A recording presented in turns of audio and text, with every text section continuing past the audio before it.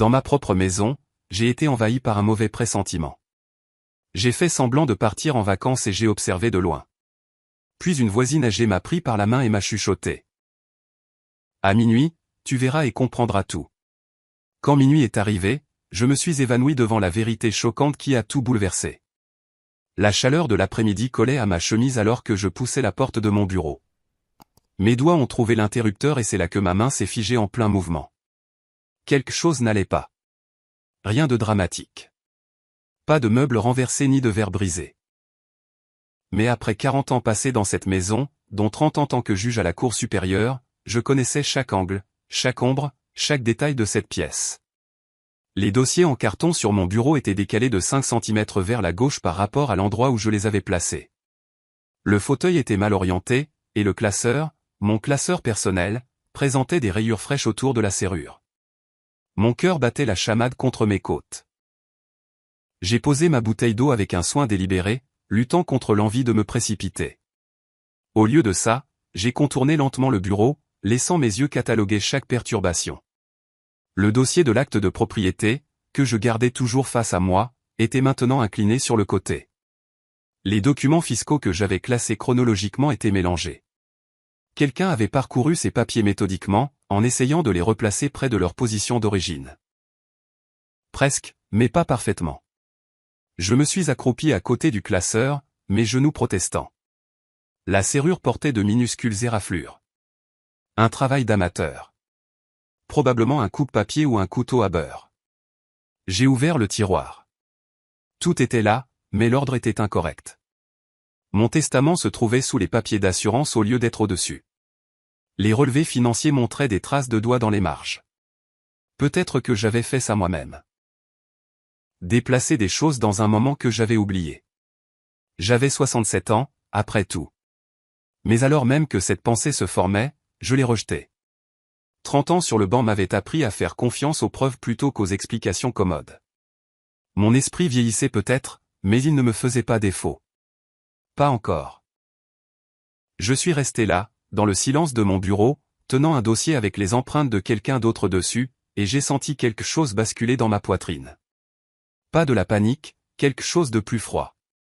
Le même instinct qui m'avait aidé à démasquer des témoins menteurs, à repérer des documents falsifiés, à voir clair dans des témoignages répétés.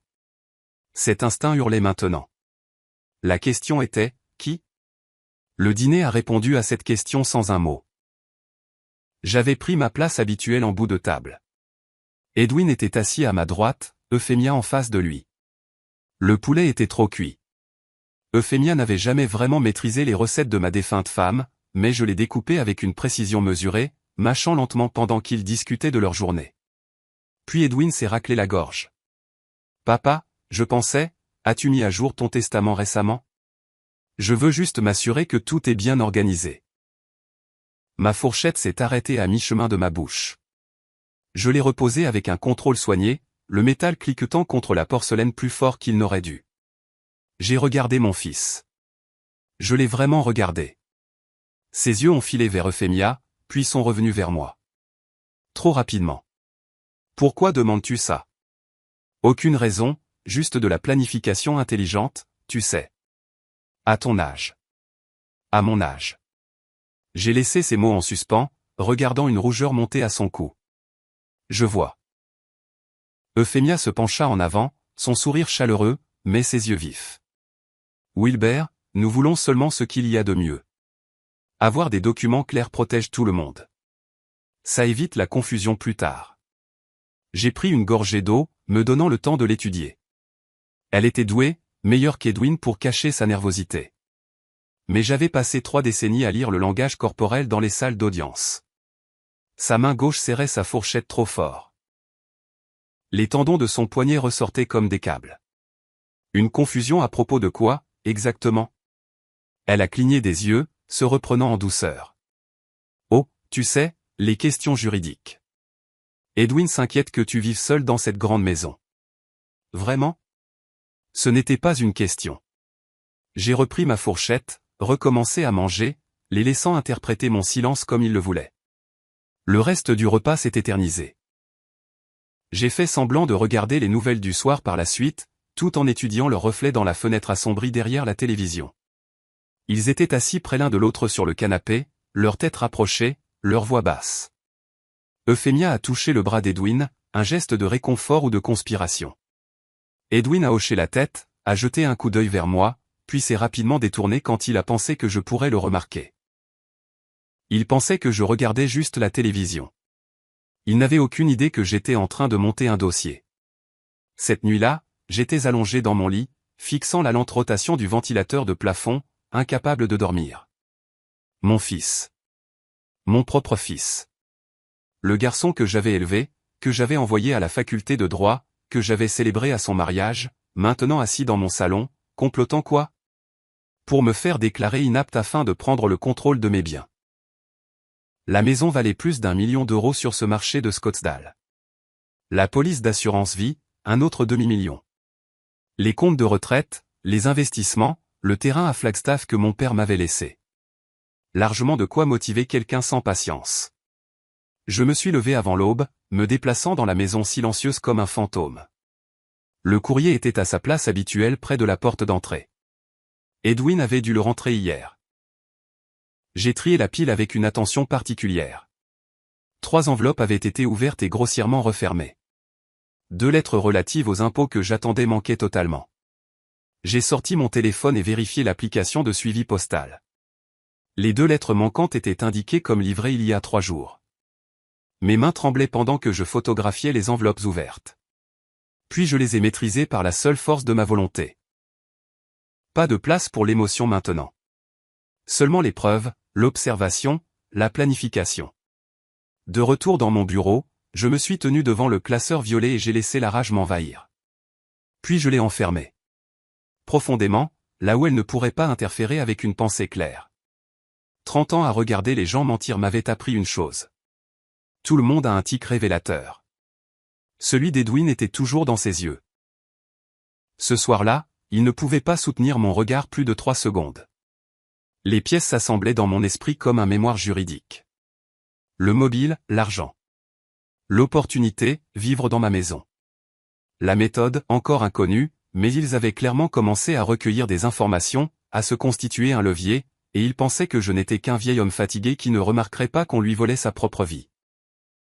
Je me suis affalé dans mon fauteuil de bureau et j'ai parlé doucement dans la pièce vide. Ils pensent que je ne suis qu'un vieil homme fatigué. Ils sont sur le point d'apprendre ce que 3 décennies dans une salle d'audience vous enseignent. Comment lire les preuves, comment monter un dossier, et comment frapper quand ils s'y attendent le moins. Le plan a commencé à se former alors. Pas la vengeance. Pas encore. D'abord, j'avais besoin d'informations. Et pour obtenir des informations, je devais être invisible. Je devais leur faire croire qu'ils avaient gagné, que j'étais hors de leur chemin, qu'ils pouvaient agir librement. Ils voulaient que je parte. Très bien, j'allais disparaître. Mais pas de la manière qu'ils espéraient. J'ai sorti un bloc-notes et j'ai commencé à faire des listes, le matériel dont j'aurais besoin, les endroits d'où je pourrais observer, les gens qui me devaient des faveurs. La machinerie de ma contre-attaque s'est mise en place avec la précision que j'utilisais autrefois pour démanteler les stratégies de la défense. Au moment où le soleil s'est levé sur le désert, projetant de longues ombres sur le sol de mon bureau, je savais exactement ce que j'allais faire. Ils avaient ouvert une porte vers les ténèbres, pensant trouver un vieil homme sans défense de l'autre côté. Au lieu de cela, ils allaient trouver un juge.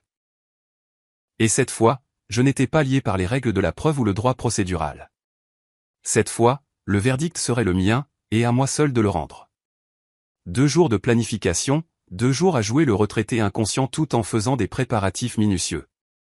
Maintenant, assis à la table du petit déjeuner avec Edwin et Euphemia, j'étais prêt à tendre le piège. J'ai beurré ma tartine lentement, pris une gorgée de café délibéré, puis j'ai posé la tasse avec une précision désinvolte. Je pensais à ce voyage au Grand Canyon dont nous avons toujours parlé. Je vais le faire. 2 semaines, à partir d'aujourd'hui. La fourchette d'Edwin a heurté son assiette avec un bruit sec. Aujourd'hui? C'est soudain. J'ai haussé les épaules en attrapant la confiture. Je suis à la retraite. C'est le moment ou jamais. Ta mère a toujours voulu le voir. Je me suis dit que j'allais enfin le faire pour elle. L'émotion dans cette dernière phrase était calculée. Assez vrai pour être crédible. Assez stratégique pour détourner les soupçons. Je les ai regardés digérer l'information, j'ai vu le regard qu'ils ont échangé, trop rapide, trop chargé de sens. Euphémia s'est reprise la première, se penchant en avant avec une chaleur fabriquée. C'est merveilleux, Wilbert. Tu mérites une pause. Ne t'inquiète de rien ici. Ne t'inquiète de rien ici. Les mots flottaient dans l'air comme une confession. J'ai hoché la tête lentement, étudiant mon assiette comme si je considérais la logistique plutôt que de lire son visage. Elle planifiait déjà. Je pouvais le voir dans la façon dont ses doigts tapaient une fois contre la table. Un geste inconscient d'impatience à peine réprimé. « Tu es sûr de vouloir conduire seul ?» demanda Edwin, essayant de paraître inquiet. « C'est un long voyage pour... » Il s'est interrompu, réalisant le piège dans lequel il était tombé. « Pour quelqu'un de mon âge. » J'ai laissé une pointe d'agacement percer dans ma voix, le regardant tressaillir. « Je ne voulais pas. »« Je sais que non, mon fils. » J'ai délibérément adouci mon ton, lui offrant une porte de sortie. « Ça ira. Ça fait 40 ans que je conduis sur ces routes. » Le soulagement sur son visage était presque douloureux à voir. Mon propre fils. Reconnaissant que je n'allais pas lui rendre la tâche difficile, reconnaissant de l'opportunité de me voler. J'ai passé la matinée à me déplacer dans la maison avec une précision méthodique, jouant le rôle du voyageur enthousiaste. Des chaussures de randonnée sorties du placard, du matériel photo, des cartes du Grand Canyon étalées sur la table de la salle à manger. Chaque objet choisi pour son authenticité. Mais enfoui parmi les fournitures de touristes, j'ai emballé d'autres choses. Des jumelles, des bonnes, avec vision nocturne. Mon vieux carnet de notes d'affaires, encore à moitié rempli de pages blanches, un petit appareil photo numérique. Les outils d'enquête cachés sous le costume des loisirs. Au déjeuner, j'ai étalé la carte sur la table et j'ai tracé mon itinéraire prévu avec un doigt pendant qu'il se penchait avec un intérêt fin. Je prendrai la route 17 vers le nord, je m'arrêterai probablement à Flagstaff la première nuit, puis vers l'ouest jusqu'au canyon. Ça a l'air parfait. Dit Euphémia, ses yeux suivant mon doigt. Mais elle ne regardait pas l'itinéraire. Elle me regardait moi, mesurant, calculant combien de temps je serais parti. 2 semaines devraient suffire, ai-je continué.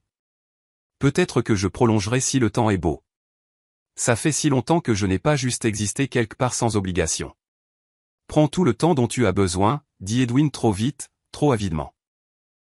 La chaleur de l'après-midi était brutale alors que je chargeais le camion. 42 degrés Celsius, le genre de journée d'été à Scottsdale qui faisait miroiter l'air. Je me suis déplacé lentement, en partie pour l'effet, en partie parce que mon dos protestait vraiment.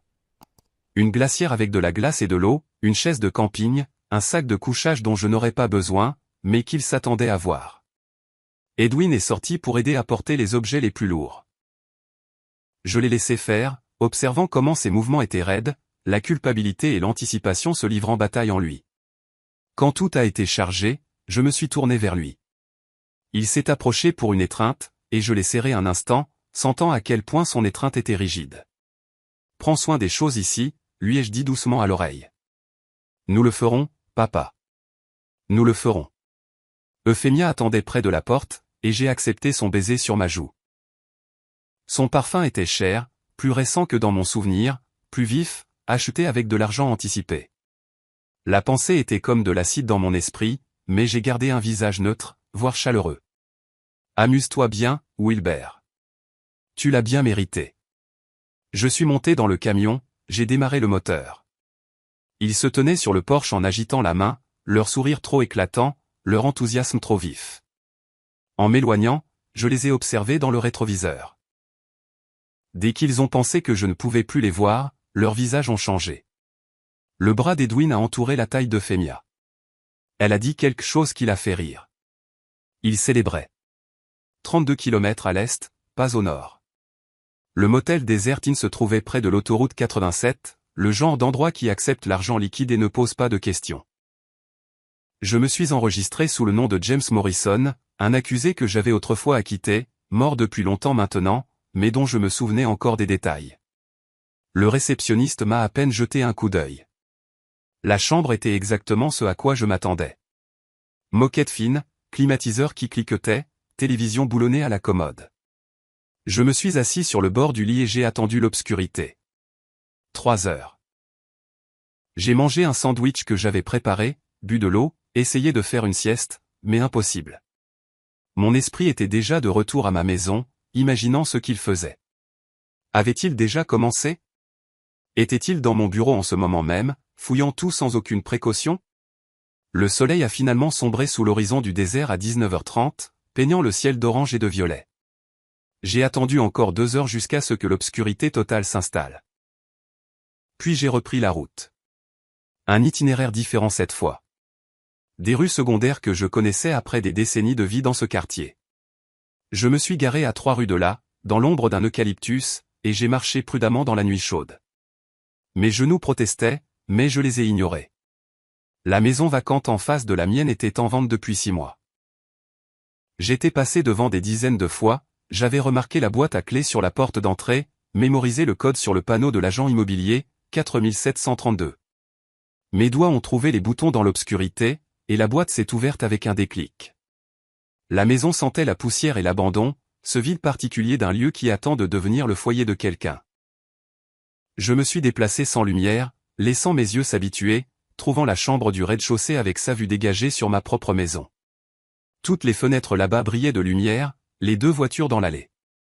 J'ai installé ma chaise de camping, la dépliant avec un doux murmure de tissu et de métal, j'ai sorti les jumelles, les élevées à mes yeux, et ils étaient là. À travers la fenêtre de mon propre salon, je pouvais voir Edwin faire les 100 pas. Euphémia était assise sur le canapé, le téléphone collé à l'oreille. Une conversation animée que je ne pouvais pas entendre mais que je pouvais lire dans ses gestes. Elle coordonnait quelque chose. Quelqu'un. Mon cœur ne s'est pas emballé. Mes mains n'ont pas tremblé. Au lieu de cela, j'ai ressenti cette même clarté froide qui s'abattait sur moi lors des procès compliqués. Quand toutes les pièces s'alignaient enfin, la transformation était complète. Je n'étais plus la cible, plus la victime positionnée et manipulée. J'étais le chasseur maintenant, et ils n'avaient aucune idée que je les observais. J'ai ajusté la mise au point des jumelles, m'installant pour une longue nuit. J'avais passé 30 ans à observer des criminels depuis le banc du juge, à démêler la vérité du mensonge, la justice de la manipulation. Je n'aurais jamais pensé les observer depuis une maison vide en face de la mienne. Je n'aurais jamais pensé que l'un d'eux serait mon propre fils, mais j'étais là. Et quoi qu'il prépare, quoi qu'il pense pouvoir faire en mon absence, j'allais voir chaque mouvement, entendre chaque mot, documenter chaque crime. Il voulait m'effacer de ma propre vie. Très bien. Je les laisserai écrire toute l'histoire, puis je leur montrerai ce qui arrive quand on essaie d'escroquer un juge. J'ai levé les jumelles à mes yeux, me suis concentré sur la fenêtre de mon salon, et j'ai attendu de voir qui était vraiment mon fils et ma belle-fille. 3 jours d'observation avaient laissé des traces. Des tasses de café vides s'alignaient sur le rebord de la fenêtre de la maison vacante. Des emballages de restauration rapide remplissaient un sac en plastique près de la porte. Mon dos me faisait mal à cause de la chaise de camping. Mes yeux brûlaient après des heures passées derrière les jumelles. Mais mon esprit restait vif. J'avais documenté chaque visiteur, chaque lumière allumée ou éteinte, chaque mouvement à travers ces fenêtres de l'autre côté de la rue. Mais je n'en avais pas encore assez vu. Pas encore. Edwin et Euphémia se déplaçaient dans ma maison avec une confiance croissante. Mais ce qu'ils préparaient restait juste hors de ma portée. Puis j'ai entendu des pas sur le porche. Ma main s'est jetée sur mon téléphone, prête à appeler la police et à expliquer ma présence avant que quelqu'un d'autre ne le fasse. La porte s'est ouverte lentement. Je me suis retourné, répétant mes excuses, et je me suis figé. Georgiana Elliott se tenait dans l'embrasure de la porte, sa frêle silhouette se découpant sur le soleil de l'après-midi. Elle portait un cardigan crème malgré la chaleur. Des chaussures confortables, ses cheveux argentés tirés en un chignon soigné. Mais ce qui m'a arrêté, ce n'était pas son apparence. C'était l'expression sur son visage. Pas de surprise, pas de confusion, juste une calme reconnaissance. Je t'ai observé les observer, Wilbert. Ma gorge s'est nouée. Madame Elliott, que faites-vous ici? Elle est entrée, fermant la porte derrière elle avec l'aisance familière de quelqu'un qui avait déjà fait ça. La même chose que toi, découvrir la vérité. Je ne vois pas ce que vous voulez dire. Le déni est venu automatiquement. Une habitude judiciaire. Ne jamais confirmer ce qu'on n'est pas obligé de confirmer. Elle s'est approchée de la fenêtre, s'est tenue à côté de ma chaise et a pointé du doigt ma maison. Cette fenêtre, au 2e étage, c'est là que j'ai vu Euphémia prendre des photos mardi. Pièce par pièce. Très minutieusement. Mes mains se sont crispées sur les jumelles. Vous surveillez ma maison. Je surveille ta maison depuis 40 ans, Wilbert. Nous sommes voisins depuis tout ce temps. Elle a sorti un petit carnet de la poche de son cardigan. L'a ouvert pour révéler une écriture soignée, des dates, des heures. Un homme est venu mardi après-midi. Costume d'affaires, mallette en cuir, et resté 40 minutes.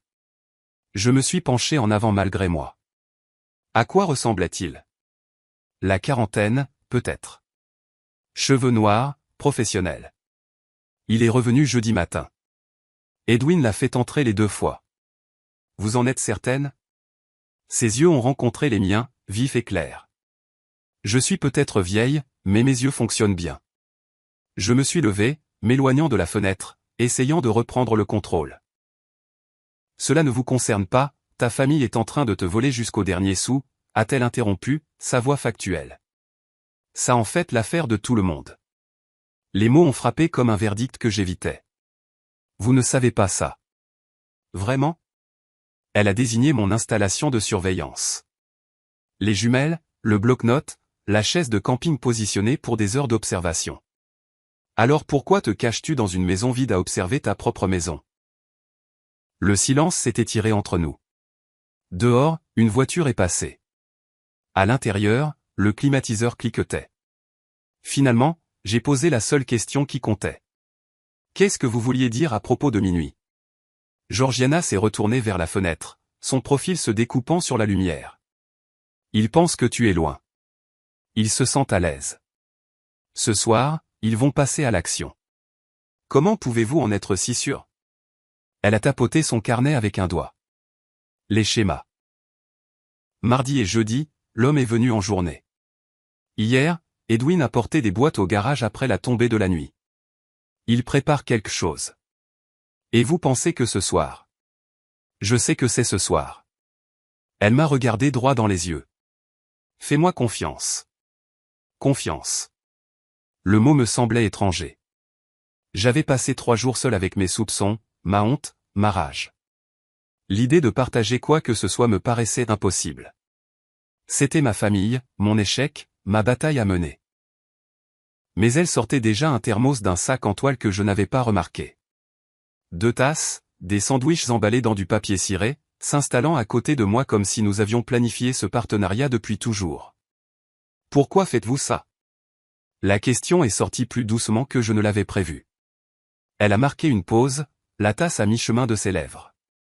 Quand elle a parlé, sa voix portait un poids que je n'avais pas entendu auparavant. Parce que j'ai vu ma propre fille me voler avant de mourir. Je n'ai rien fait. Je ne regarderai pas ça arriver à quelqu'un d'autre. Quelque chose s'est détendu dans ma poitrine. Je suis désolé. Ne sois pas désolé. Sois prêt. Elle m'a tendu une tasse de café. Quand minuit viendra, tu devras voir tout clairement. Nous deux. J'ai pris le café, suis retourné à ma position près de la fenêtre. Elle a tiré une 2e chaise d'un endroit que je n'ai pas demandé, et s'est installée à côté de moi. Nous avons observé en silence tandis que l'après-midi s'estompait pour laisser place au soir. Le ciel de Scottsdale est passé de l'orange au violet, puis au noir bleuté profond. Les lumières se sont allumées dans le quartier. Ma maison brillait plus que les autres.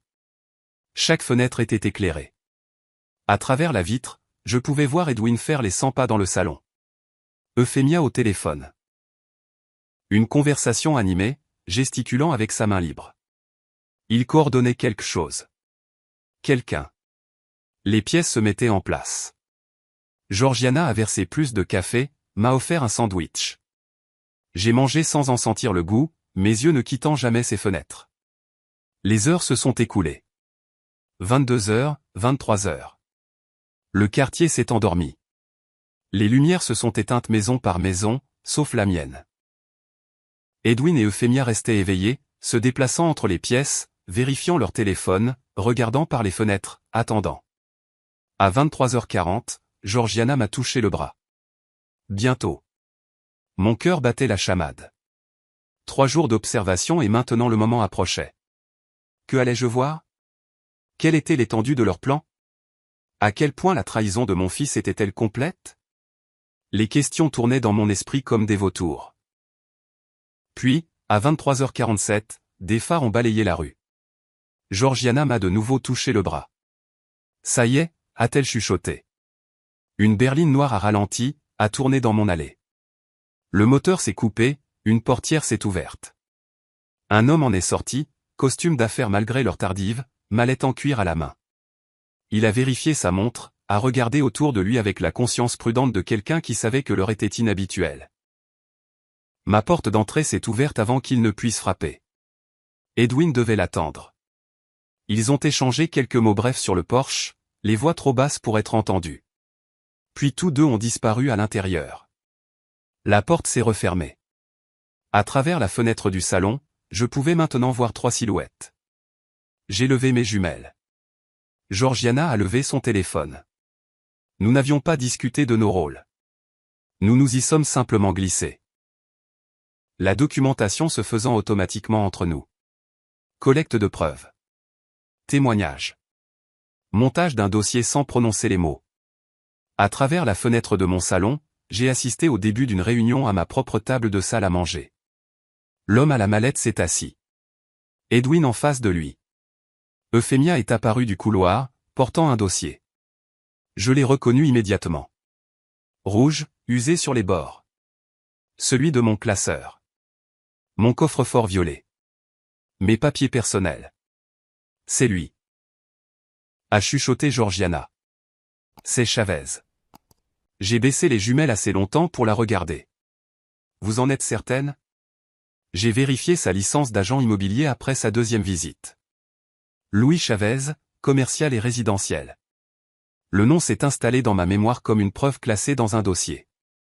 Louis Chavez, agent immobilier, rencontrant mon fils et ma belle-fille dans ma maison à minuit avec mes documents privés étalés sur ma table de salle à manger. Bien pensé. Ai-je dit doucement. Documentez tout, a-t-elle répondu. Vous en aurez besoin. J'ai levé mon téléphone et j'ai commencé à prendre des photos. La distance rendait certains clichés flous. La vitre ajoutait des reflets, mais suffisamment d'images étaient claires, horodatées, datées. La preuve que cette réunion avait eu lieu, que ces personnes s'étaient rassemblées, que mes papiers avaient changé de main à mon insu ou sans mon consentement. 30 ans de travail judiciaire m'avaient appris une vérité fondamentale. Les preuves comptent plus que l'émotion. Ce que je ressentais en regardant cette scène, et les sentiments menaçaient de m'étouffer, devaient attendre. Pour l'instant, seule la documentation importait. La réunion s'est prolongée. Chavez a examiné les documents, les tenant à la lumière, vérifiant occasionnellement les signatures, les filigranes, l'authenticité. Le langage corporel d'Edwin criait la nervosité, les épaules voûtées, les mains agitées, incapable de soutenir le regard. Mais Euphémia était assise, confiante et immobile, observant Chavez avec la patience de quelqu'un sûr de sa position. Des papiers ont été signés, des poignées de main échangées par-dessus la table. Puis Euphémia a disparu dans la cuisine et est revenue avec une bouteille, 3 verres. Du champagne. Une petite célébration. Ils ont trinqué. Chavez a ri de quelque chose qu'Edwin a dit. Il célébrait dans ma maison avec mes papiers, planifiant ma destruction autour d'un verre. J'ai baissé mon téléphone. Mes mains tremblaient, non pas de froid, mais d'une fureur contenue par la seule force de ma volonté. La main de Georgiana a brièvement touché mon épaule. Continue de photographier, a-t-elle murmuré. L'épreuve, pas l'émotion. Elle avait raison. J'ai de nouveau levé le téléphone, capturé le toast, les sourires, la confiance sur leur visage, chaque détail qui compterait plus tard quand tout cela finirait là où je savais que ça finirait, dans une salle d'audience. À minuit 45, Chavez s'est levé, a ramassé sa mallette. Les 3 se sont dirigés vers la porte d'entrée. Georgiana et moi avons doucement poussé la fenêtre de la maison vacante pour l'ouvrir davantage. La chaude nuit de juin transportait le son mieux que je ne l'avais espéré. La rue était silencieuse, à l'exception du murmure lointain de l'autoroute. La voix de Chavez nous est parvenue clairement. Si la procuration est légitime, nous concluons la vente d'ici le 15 juillet. Les acheteurs offrent 650 000 € en espèces. Les mots ont atterri comme des coups physiques. Procuration. Conclusion. Acheteur. Ils ne se contentaient pas de planifier de voler ma maison. Ils étaient en train de la vendre. La réponse d'Edwin a aggravé les choses. Elle est légitime. Mon père l'a signée il y a des mois. Le mensonge. Le mensonge absolu et complet. Je n'avais rien signé. Rien autorisé. Donné aucune permission pour quoi que ce soit de tout cela. Je devrais vérifier auprès de la société de titres de propriété, a poursuivi Chavez. Mais nous sommes sur la bonne voie. La voix d'Euphemia, douce et confiante. Tout est en ordre. Nous avons planifié cela avec soin. Planifié avec soin. Les mots résonnaient dans mon esprit. Pendant que je vaquais à mes occupations en leur faisant confiance, ils avaient planifié avec soin, méthodiquement. Le vol de tout ce que j'avais construit. La porte s'est refermée. Le moteur de la berline a démarré. Les feux arrière ont disparu dans la rue. Le quartier est revenu au silence, mais plus rien ne serait jamais silencieux dans mon esprit. Je me tenais à la fenêtre, le téléphone à la main, les photos stockées, les preuves recueillies. Georgiana à mes côtés, son carnet rempli d'heures et de descriptions. Nous avions tout vu, tout documenté. Il l'a signé il y a des mois, ai-je dit, ma voix à peine contrôlée. Je n'ai rien signé. Un faux, demanda Georgiana. Ça doit l'être. La question est de savoir si c'est un bon faux. Elle m'a regardé, son expression sérieuse. Que vas-tu faire? Je me suis détourné de la fenêtre, sentant quelque chose s'installer en moi. Le choc était parti. Le déni était parti. Seule une certitude froide demeurait. Les laisser penser qu'ils réussissent. Puis leur montrer ce qui arrive quand on sous-estime un juge. Les phares ont balayé la rue à 23h47, exactement comme Georgiana l'avait prédit. La berline noire se déplaçait avec une lenteur délibérée, comme si le conducteur confirmait l'adresse dans l'obscurité. Elle s'est engagée dans mon allée, le moteur se coupant avec un clic mécanique qui a retenti dans la rue silencieuse. J'ai levé mes jumelles. À côté de moi, Georgiana préparait son téléphone. Nous étions assis à cette fenêtre depuis des heures, attendant ce moment. Maintenant qu'il arrivait, mon pouls martelait à mes oreilles. La portière du conducteur s'est ouverte. Un homme en est sorti. La quarantaine, cheveux noirs, costume d'affaires malgré l'heure de minuit, mallette en cuir dans la main droite. Il a vérifié sa montre avec le geste de quelqu'un qui confirme être à l'heure pour un rendez-vous qu'il préférerait ne pas avoir à cette heure. Sa tête a pivoté à gauche, puis à droite, scrutant le quartier avec une attention prudente. C'est lui, a chuchoté Georgiana. C'est Chavez. J'ai baissé les jumelles assez longtemps pour la regarder. Vous en êtes certaine? J'ai vérifié sa licence d'agent immobilier après sa deuxième visite. Louis Chavez, commercial et résidentiel. Le nom s'est classé dans ma mémoire comme une référence de dossier. Louis Chavez, immobilier, réunion de minuit. Les pièces se connectaient, formant une image que je redoutais mais que j'avais besoin de voir entièrement. Bien pensé, ai-je murmuré, levant mon téléphone pour photographier la plaque d'immatriculation. Georgiana a noté le numéro dans son carnet sans que je le lui demande. Nous étions tombés dans un partenariat tacite. Moi capturant des images, elle enregistrant les détails, d'une écriture précise. Ma porte d'entrée s'est ouverte avant que Chavez n'atteigne le porche. Edwin devait l'observer de l'intérieur, attendant. Ils ont échangé des mots que je ne pouvais pas entendre de cette distance.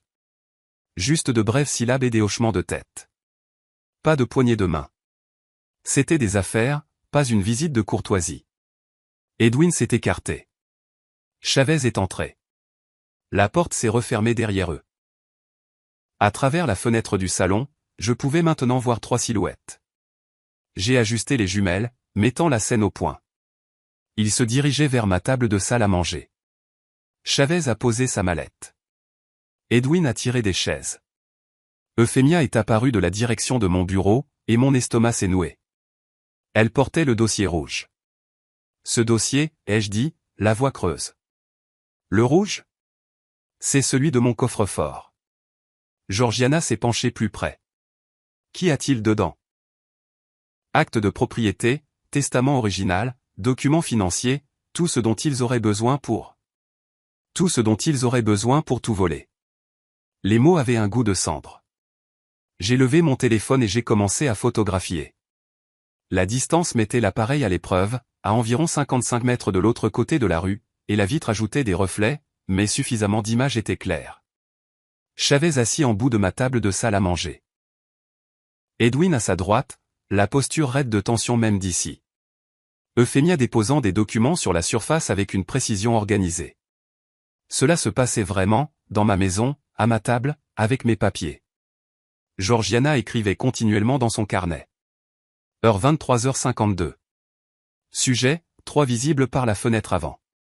Document, plusieurs papiers étalés sur la table de la salle à manger. Activité, réunion d'affaires apparente. Son expérience d'infirmière transparaissait dans la précision clinique de ses observations. Symptômes documentés, preuves recueillies, pas de commentaires émotionnels, juste des faits. À travers les jumelles, j'ai regardé Chavez prendre les documents un par un. Il en a tenu plusieurs à la lumière, vérifiant les filigranes, ai-je réalisé, vérifiant l'authenticité. Il avait déjà fait ça, savait quoi chercher dans des documents légitimes. L'examen professionnel aurait dû me réconforter. Au lieu de cela, il m'a terrifié.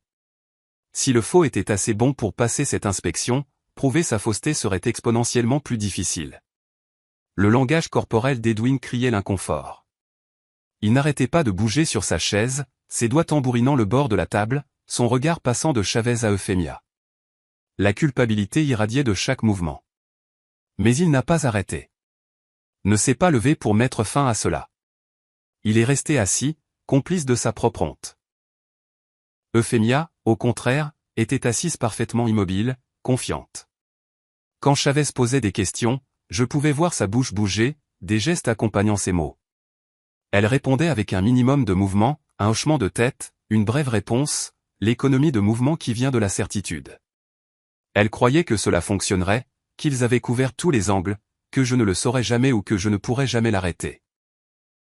La réunion s'est prolongée de 20 minutes, 30, 40. Mes jambes se sont engourdies à force de rester immobile. Mon épaule me faisait mal à force de tenir le téléphone stable pour les photos, mais je n'ai pas bougé. Je ne pouvais pas. C'était une preuve qui se déroulait en temps réel. Chaque seconde comptait. À un moment donné, des documents ont été glissés sur la table. Edwin a signé quelque chose. Puis,